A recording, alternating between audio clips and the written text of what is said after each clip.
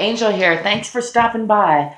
I am thinking about emotions today.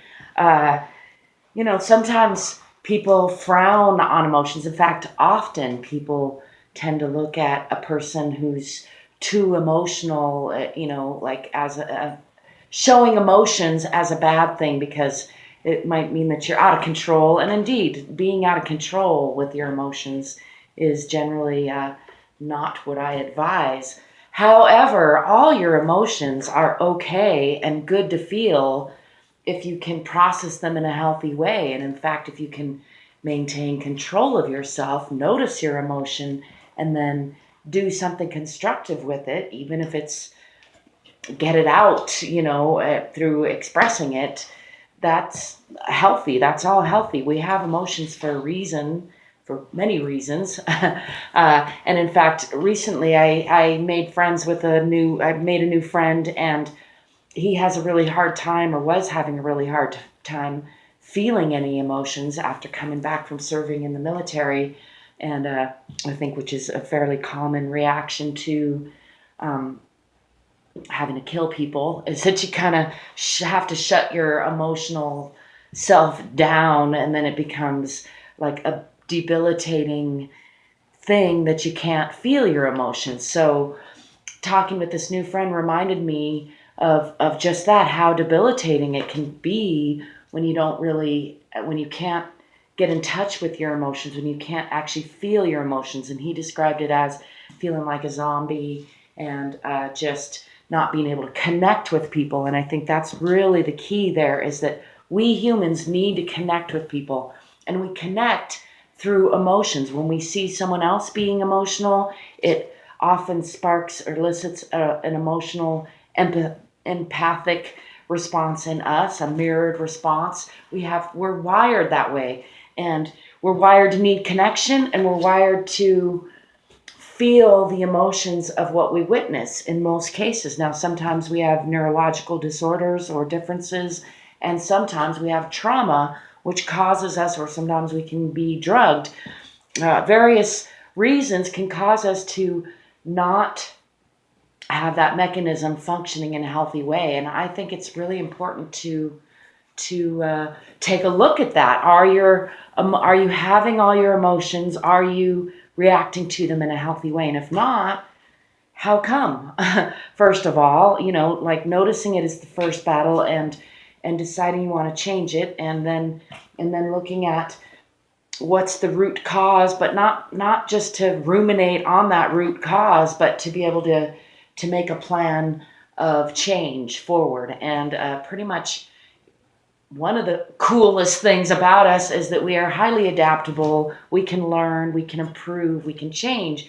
So once you recognize that there is either a lack of acknowledgement of your own emotions, maybe you don't recognize what you're really feeling, and so you're just acting out in anxiety or anger, or just clamming up and shutting down. Those are common reactions to feeling emotions that we don't know how to process. And indeed, if when you were an infant or a child, or maybe even as an adult, if somebody that had an influence on you, it told you that you should not have your emotions, told you not to cry, or told you that it wasn't okay to have your emotions, instead of trying to teach you a healthy way of expressing your emotions. So for example, it's not okay to lash out and hit people in anger when you're a child or you're an adult, or call people names. That's really not the best way of dealing with your anger. And yet many people, children and adults, haven't learned a better coping mechanism for anger. A better way is to recognize that you're angry, recognize why you might be angry, do a check to see if maybe your anger isn't being colored by some other deep emotional emotion or thing that you're not dealing with, which is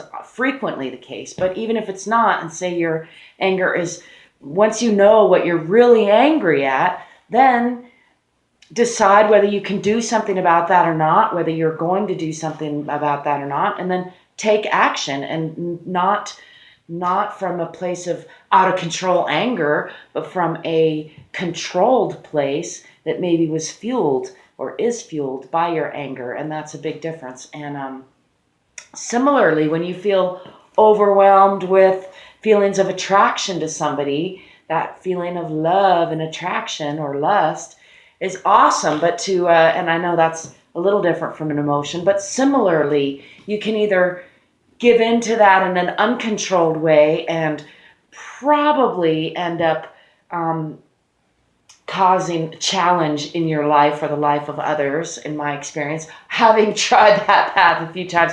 Or you can recognize that you're having that feeling, ask yourself what you want to do about it, what you can do about it, and what you want to do about it, and then make a logical plan that fits in with your life plan. Like, if this person is a good mate and available and you're looking for a mate and available, then you might see if they're interested in getting to know each other better, and then recognize that there's a lot more to relationship than love.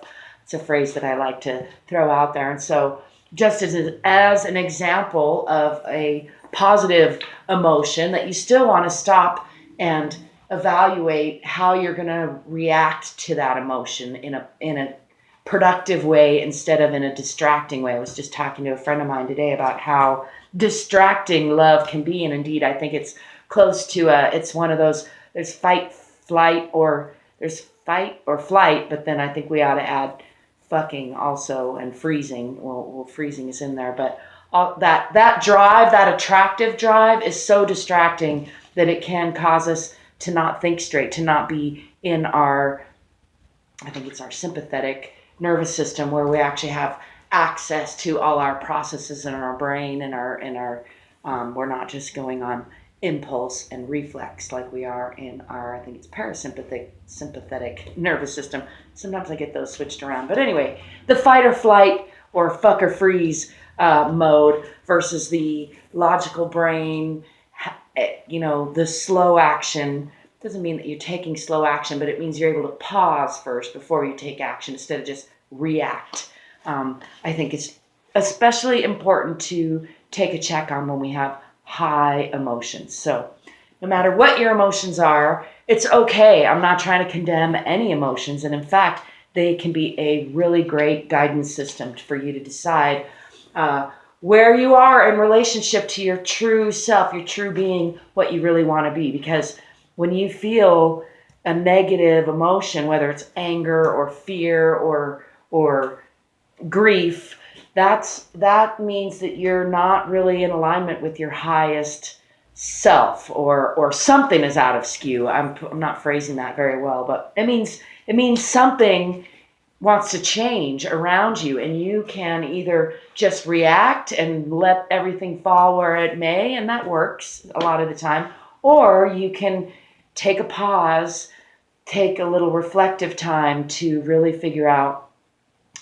what your reaction, what your emotion is really about, and what the outcome is that you want, and then take logical steps, logical actions in response to the emotions that you have, instead of just a reactionary reaction.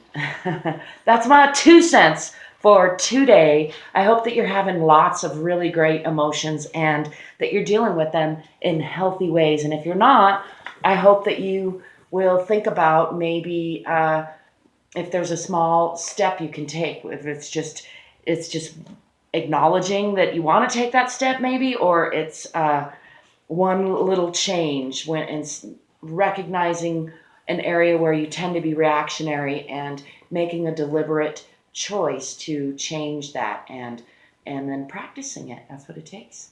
The next time, peace, positivity, and potential.